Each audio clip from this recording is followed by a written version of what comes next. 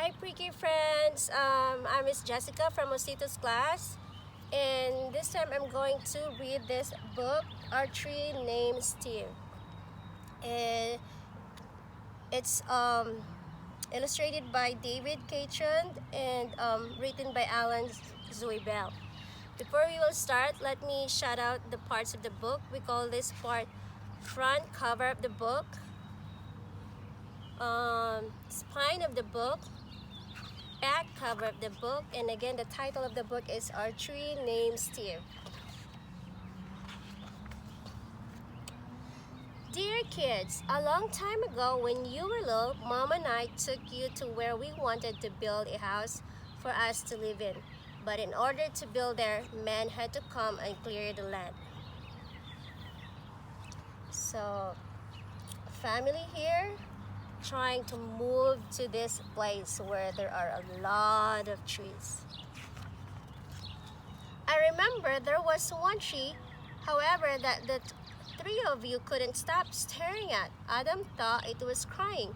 Lindsay said it looked nervous, and Sari, who was only 2 years old, couldn't pronounce the word tree and called it Steve. I love you, Steve, she kept saying, and then Adam and Lindsay started saying it. And before too long, Mom and I got the hint and asked the builder to please save Steve. The day we moved in, Steve was there to greet us. Mira, look at how big and wide is Steve. He quickly worked his way into your lives as swing holder, target, third base, hiding place, jump rope, turner. And whenever our dryer broke down, he held our underwear with pride.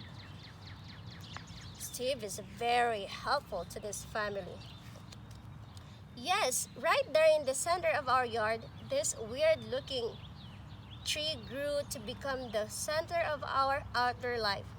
Through all our barbecues, campouts, dance parties, or when Adam and Lindsay started getting crushes on the Simon kids next door, Steve adjusted to our every need. Do you have a swing under the tree? Or tied it by the on one of the branches of the tree?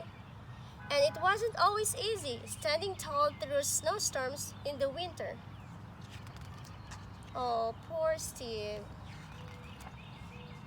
How I wish there's clothes for trees to wear whenever it's winter. Or when Uncle Chester napped in the hammock couldn't possibly have been fun. Not to mention the time the sewer overflowed and Steve sucked up all the smelly water before it drowned Kirby. Oh, where is Kirby? Kirby, where are you? Oh, Kirby was saved by Steve. Then got so sick himself that the tree doctor had to give Steve a haircut that made him look like a big thumb. Oh, this is a tree doctor. Do you wonder how trees get sick and how do you know they get sick? They can tell us. So try to be observant to your trees around you. Through the years, Mom and I have tried to show you, in a world filled with strangers, the peace that comes with having things you can count on and safe place to return to after a hard day on a long trip. Which brings me to the point of this letter. Last week, a storm hit our area. Look at that. That makes me sad to see much more, in real life. Because Steve, for this family, was a very helpful and useful. He became a family to them. He's not just a tree. And though we spared Steve's life a long time ago, this time we couldn't save we couldn't save him. Are we sad? Sure we are. But even in his final moments, when he couldn't have fallen on our house, Sari's swings, Kirby's house, or Mom's garden, Steve performed his last trick and protected all of us to the very end. And friends like this are hard to find. Yeah.